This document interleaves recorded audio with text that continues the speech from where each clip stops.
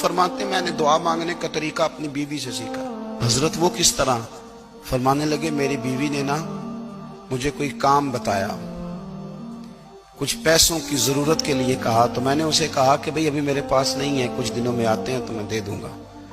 عورتوں کی عادت ہوتی ہے، وہ بار بار یاد کراتی ہیں۔ 2-4 دنوں کے بعد پھر اس نے کہا حضرت وہ میں نے کہا تھا کچھ پیسے، میں نے اسے کہا کہ ابھی میرے پاس نہیں ہے، کچھ دنوں میں ملتے ہیں تو میں تمہیں دے دوں گا۔ اس نے کچھ دنوں کے بعد پھر کہا حضور وہ میں نے کچھ پیسے کہے تھے۔ فرماتے میں نے ڈانٹ دیا، میں نے کہا کہ کیا تو روز مجھے شرمندہ کرتی ہے، کہا نا میرے پاس نہیں ہے، ہوں گے تو دے دوں گا، تو روز یاد کراتی ہے۔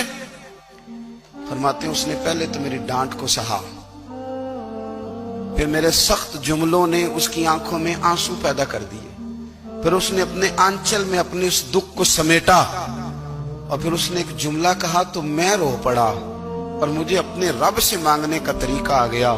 مجھے کہنے لگی حضرت جی آپ نے ڈانٹ دیا، میں نے سہ لیا، پر آپ ہی میرے شوہر ہیں، بتائیں نا آپ سے نہ کہوں تو میں کس سے جا کے کہوں۔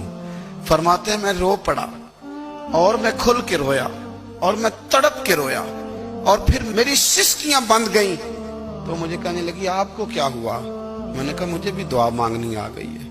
جب میں اسے کہوں گا نا اللہ تو ہی میرا رب ہے، میں تجھ سے نہ کہوں تو میں کس سے جا کے کہوں؟ میں کیوں کسی بندے سے سوال کروں؟ میں کیوں کسی دنیا دار سے کہوں؟ میں تیرے بندوں کا، نیک بندوں کا وسیلہ لے کے، تیرے محبوب کی غلامی لے کے تیری بارگاہ میں آیا، تجھ سے نہ مانگوں تو کس سے مانگوں؟